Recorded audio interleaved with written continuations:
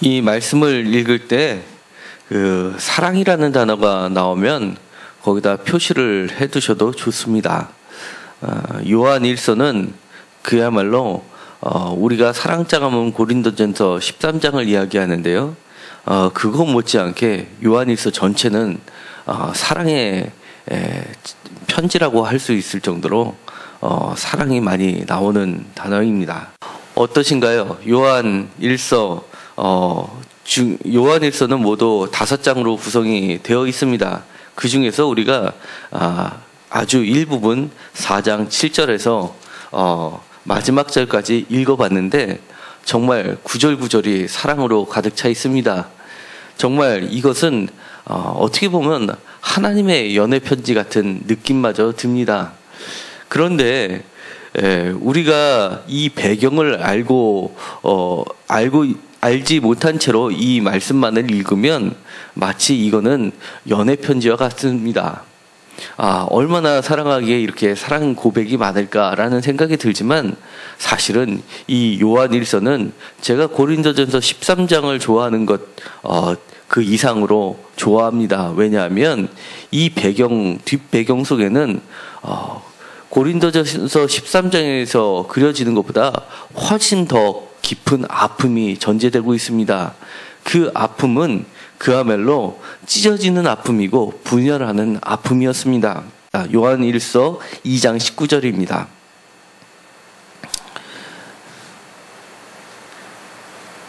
다 같이 읽도록 하겠습니다. 그들이 우리에게서 나갔으나 우리에게 속하지 아니하였나니 만일 우리에게 속하였더라면 우리와 함께 거하였으려니와 그들이 나간 것은 다 우리에게 속하지 아니함을 나타내려 함이니라. 아멘. 요한 1서의 배경은 이렇게 요한의 공동체 교회 내에서 분열이 발생했습니다. 그래서 일부는 이미 떨어져 나갔고 또 나머지 사람들도 심한 갈등을 겪고 있었던 내분의 상황이었다는 겁니다. 그러다 보니까 요한 1서에는 다른 곳보다도 사랑의 이야기가 구절구절이 나와 있습니다. 서로 사랑하자, 서로 사랑하자. 하나님의 사랑은 이것이다. 형제를 사랑하자라는 말이 그저 어떤 캐치프레이를 내거는 정치적 선전 용어처럼 그렇게 허공에 치는 말이 아니었습니다.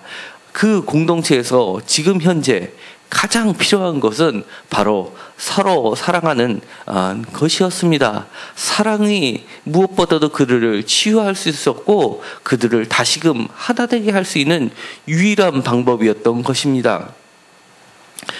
그리고 이 사랑하는 정말 그전까지만 해도 목숨을 같이 할 것만 같았던 주의 형제들 그리고 공동체 내에서 서로 가족처럼 여기던 사람들이 하나둘씩 떨어져 나가는 것을 보면서 그들은 무엇보다도 많은 아픔이 있었을 것입니다.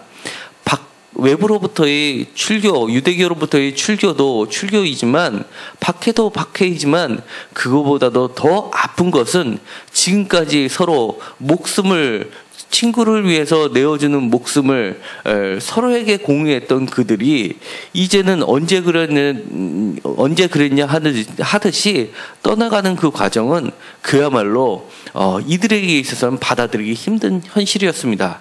그러다 보니까 2장 우리가 이것은 2장 19절 바로 앞절인 18절에서 적그리스도의 이야기를 하는 것입니다. 그리고 다시 22절에서도 적그리스도의 이야기를 합니다. 여기에서 말하는 적그리스도는 거짓 그리스도하고는 구분이 됩니다.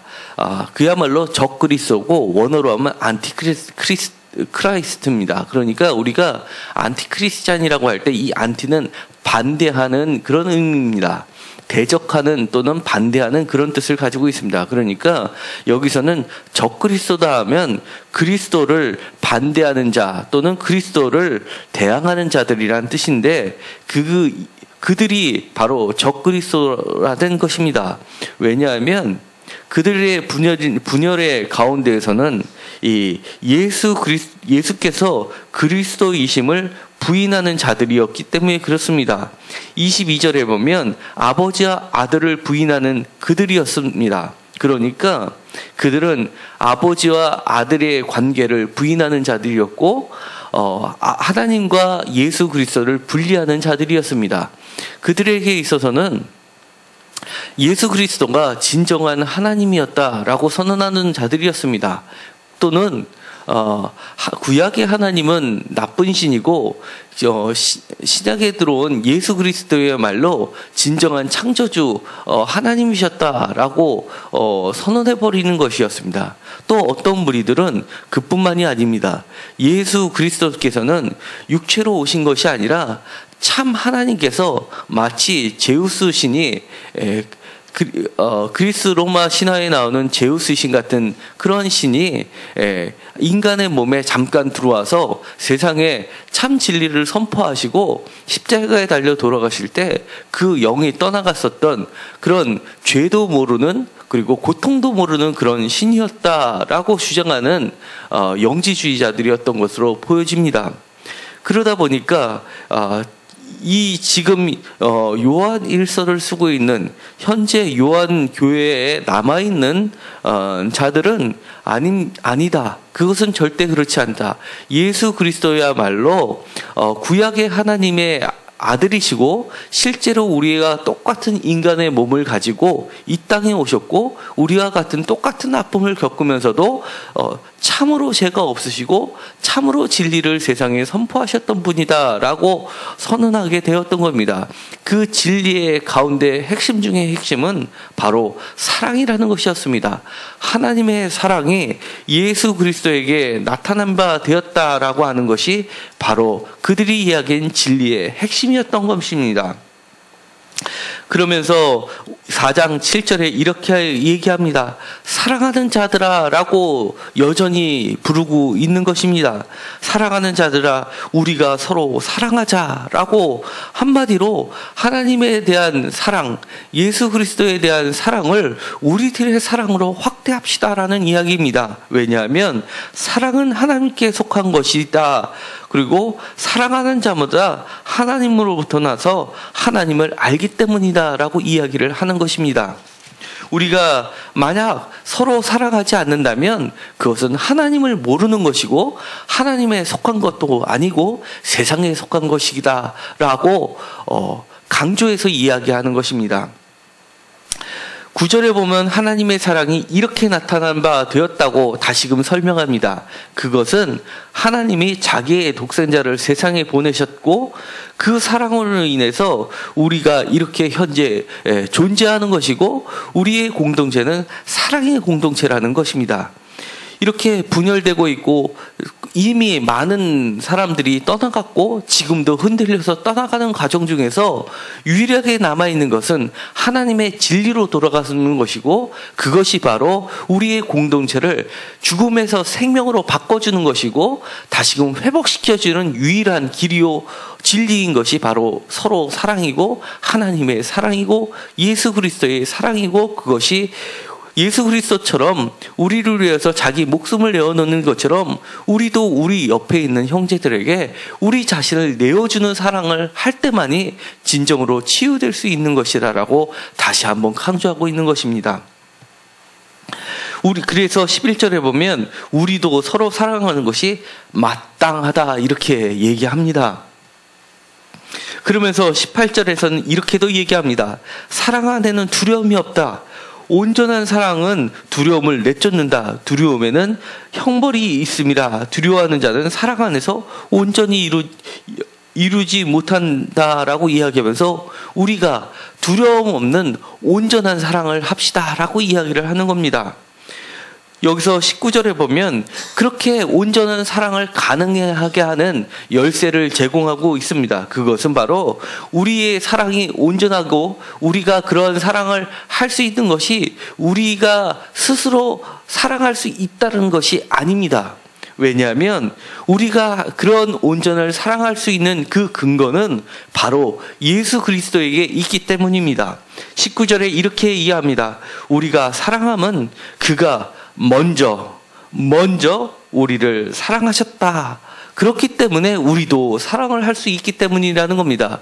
우리가 이미 예수 그리스도의 사랑을 경험했기 때문에 우리가 그 경험에 기초해서 내가 지금은 마치 도저히 용서할 수 없는 그들도 사랑으로서 하나가 되고 다시금 화합하고 하나가 될 수 있기 때문이라고 보는 겁니다. 이 19절의 말씀은 제가 너무나도 좋아하는 말씀입니다. 그리고 제 평생의 멘토 같은 말씀이기도 합니다. 우리 세임교회 주보에 보면 첫 페이지가 바로 그리스도의 십자가로 되어 있습니다. 그런데 그 옆에 작은 글씨가 있는데 그것이 바로 이 19절의 말씀입니다. 이 주보의 첫 장면을 제가 선택할 때 가장 좋아했었던 말씀, 그가 먼저 우리를 사랑하셨다라는 선언을 나타내고 싶었습니다.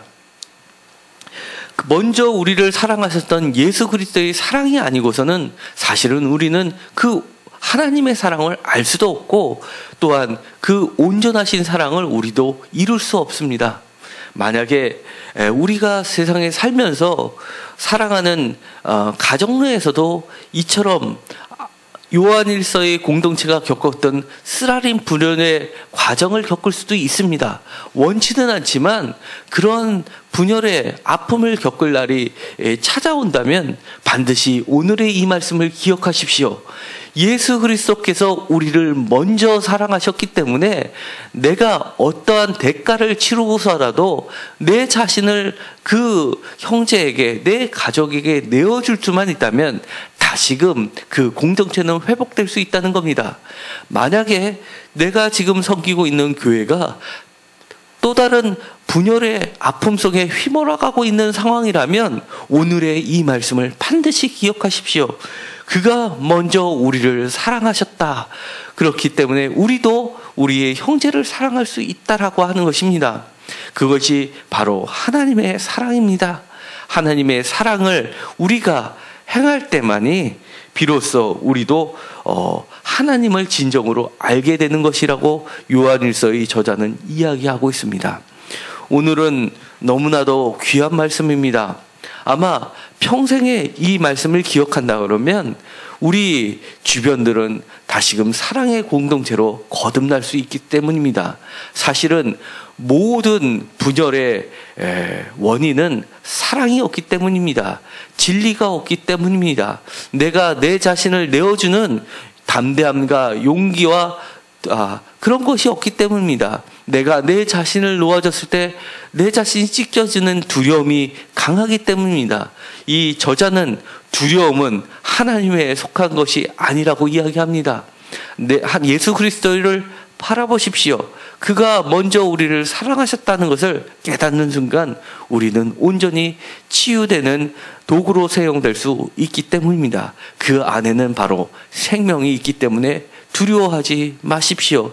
그 생명이 공동체를 살릴 뿐만 아니라 결국에는 우리 자신, 내 자신도 살릴 수 있기 때문입니다. 기도하고 마치기로 하겠습니다. 하나님 감사합니다.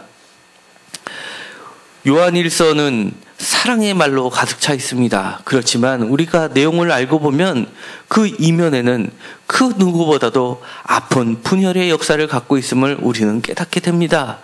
주님, 혹시 우리 가정에, 우리가 섬기고 있는 교회에, 우리가 또 섬기고 있는 직장과 지역에 분열의 역사가 발생한다면 오늘의 이 말씀을 반드시 기억할 수 있게 하여 주옵소서. 주님께서 우리들에게 보여주셨던 그 온전한 사랑을 우리도 할 수 있게 하여 주옵소서.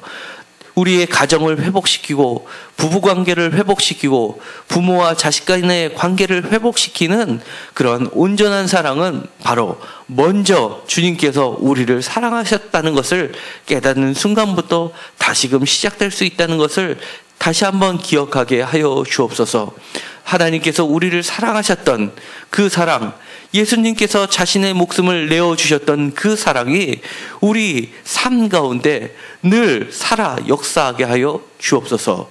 예수 그리스도의 이름으로 기도드렸습니다. 아멘.